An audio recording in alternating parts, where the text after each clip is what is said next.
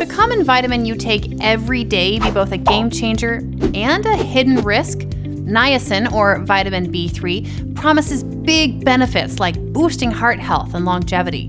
But is high-dose niacin doing more harm than good? Hi, I'm Caroline. The Healthnews research team has reviewed the latest science, so join me now as we unpack the latest findings to get the truth. So, what exactly is niacin? Niacin, also known as vitamin B3, is a water-soluble micronutrient that your body needs to function properly. Since the body can't produce or store niacin on its own, we have to get it through food. Now, niacin comes in two main forms: nicotinic acid, usually named just niacin, and niacinamide.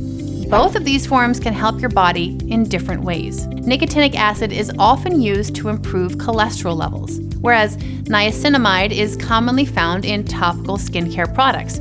It is also available in oral forms and has systemic benefits beyond skin health, such as supporting cellular metabolism and preventing pellagra, also known as vitamin B3 deficiency.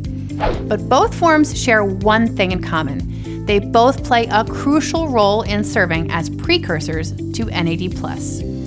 At the core of niacin's role in the body is its ability to produce NAD+, a coenzyme that's absolutely crucial for energy production. When we eat, our bodies break down carbohydrates, fats, and proteins into smaller subunits that are used to generate energy in the form of ATP, which is the fuel that powers every single cell in your body. NAD+ also plays a role in this energy production by facilitating electron transfer necessary for ATP synthesis.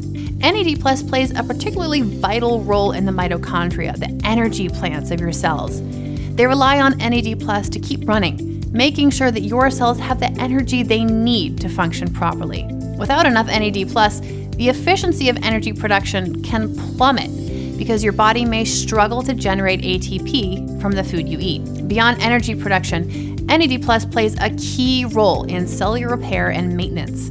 One of the most critical functions of NAD+ is supporting DNA repair. Our DNA is constantly under attack from environmental stressors like UV light, toxins, and even the natural process of aging itself.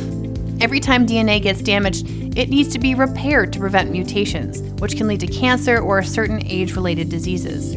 Niacin helps by serving as a precursor to the fuel of PARP1, an enzyme that detects and repairs DNA strand breaks. By providing NAD+ to PARP1, niacin indirectly supports the repair process, helping maintain the integrity of your DNA over time. But it doesn't stop there. Niacin also helps regulate the expression of sirtuins, a family of proteins involved in cellular stress responses and inflammation control. Sirtuins use NAD+ to promote healthy cell division and improve the ability of cells to respond to stress. Essentially, they act like cellular guardians, helping regulate cellular repair mechanisms and ensure that cells function properly, delaying cell aging and promoting longevity. Because of that, some researchers believe niacin could play a role in cellular longevity. By supporting the health of cells and indirectly supporting DNA repair processes, niacin might help your body age more gracefully at the cellular level. But it's crucial to remember that while this is a promising area of research, the connection between niacin supplementation and extended human lifespan hasn't been proven in clinical studies. Now, one of the most discussed benefits of niacin supplements has been the support of heart health. In essence, balancing cholesterol levels is key for heart health, as high cholesterol is associated with increased risk of heart disease. Niacin was one of the first therapies used to tackle high cholesterol, and its effects on lipid profiles are impressive.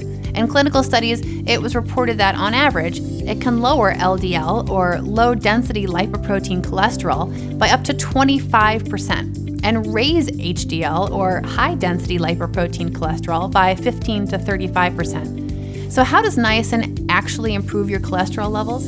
One of its key actions is to inhibit the release of free fatty acids from fat cells, which in turn lowers the amount of these acids in the bloodstream.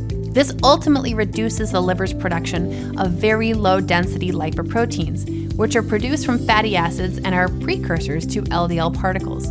By decreasing the amount of precursors needed for the production of VLDL, niacin indirectly helps lower LDL cholesterol levels. In addition to its impact on blood lipid levels, niacin is reported to have anti-inflammatory and antioxidant effects on the blood vessels.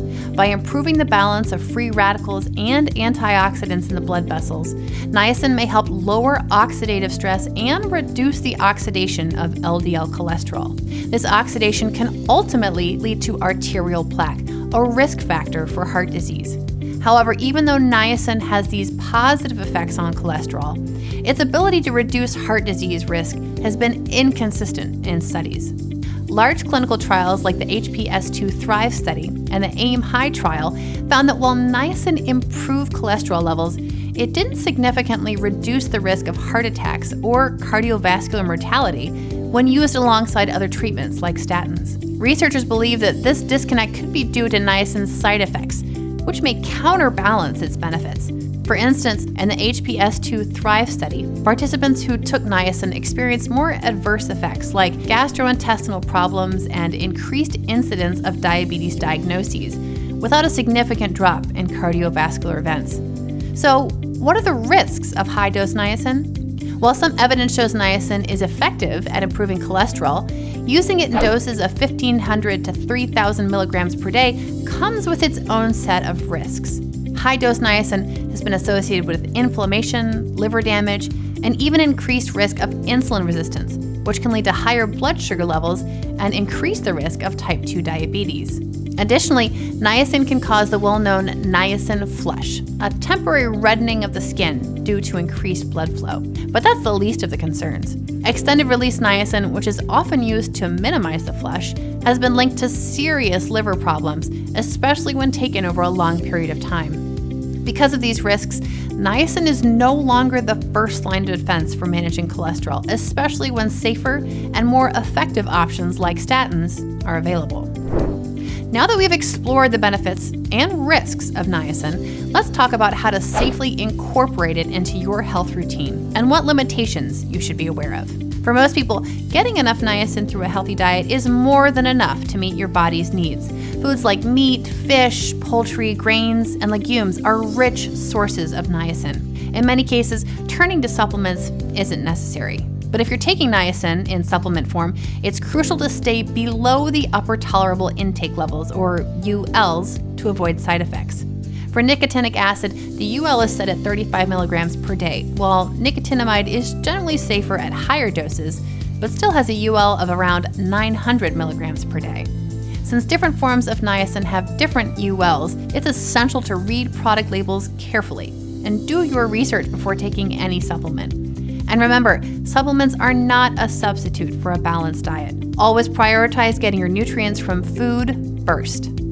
Before starting any niacin supplementation, especially if you're considering high doses for cholesterol management, it's vital to consult your healthcare provider. They can assess whether niacin is the right choice for you based on your specific health needs and monitor for any potential side effects. This is particularly important because niacin can interact with other medications or exacerbate conditions like diabetes.